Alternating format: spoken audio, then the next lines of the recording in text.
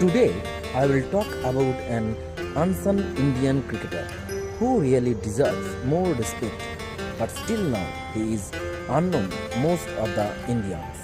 He is none other than Paros Dogra.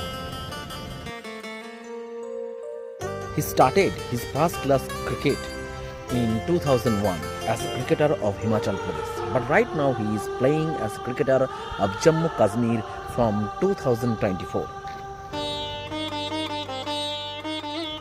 He has already achieved 10,000 runs in Ranji Trophy after Wasim Jafar, and he played more than 150 first-class cricket, and he has 35 centuries and 34 half centuries.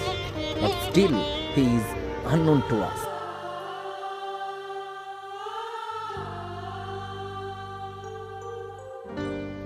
If you want to upgrade yourself by current affairs, please subscribe our channel and stay with us. Jai Hind.